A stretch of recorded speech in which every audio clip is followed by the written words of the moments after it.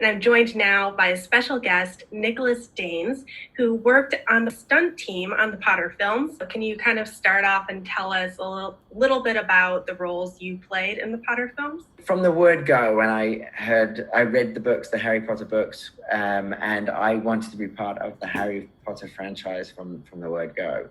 But getting in is a different story. And the first audition that I ever had was for one of the Quidditch team members, and that was on Harry Potter and the Chamber of Secrets. But they said that I was a little bit too old for the Quidditch team at that point. But I eventually made it onto the squad when in Harry Potter and the Half-Blood Prince, which was fantastic.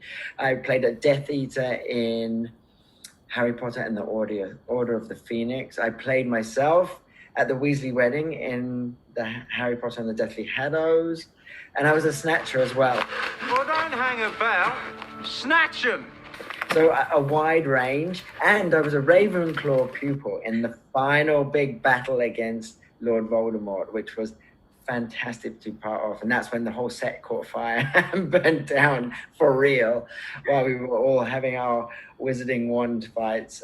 So yes, a broad spectrum of roles, and it was a fantastic experience from start to finish to be part of those movies. Can you kind of explain what a day on the set looked like for you and your team?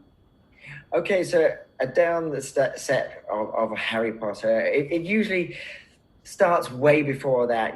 There's a lot of research and development that go into making the stunts. I mean, what you see on the screen, that final polished image, is not what it was originally. There's so much that goes on beforehand and research and development. For example, in Harry Potter and the Half-Blood Prince, we researched ways of flying through the airs on the air on broomsticks and jumping over things. We used these Russian swings in the end, which launched us into the air, and we would collide into each other for the mid-air collisions that they wanted during the Quidditch auditions within the movie, and people falling out the skies.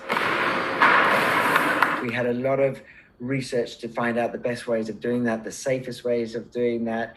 And then within the match, it wasn't sure what players could do, so we'd use the Russian swing to be launched onto vertical walls, perch on the walls for a second, and then launch off with our broomsticks and fall out of shot. So there's a lot that goes into it. Are there any particular stunts, you say not everything makes it onto the final version, but is there something that maybe fans would recognize from Absolutely. During the process of developing the stunts for the movie, there was the idea that one of the Quidditch players would collide into the goal post and then clip it and then spin off. Perfect. And that actually did make it into the movie. And how do you train for something like this?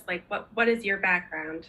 Well, my background is an international gymnast and was also a high diver. So it's perfect for spatial awareness, and I've been jumping off things for as long as I can remember. So, this is real natural progression for me, falling off broomsticks, mid-air, flights and falls. Do you have a favorite memory from your time on set?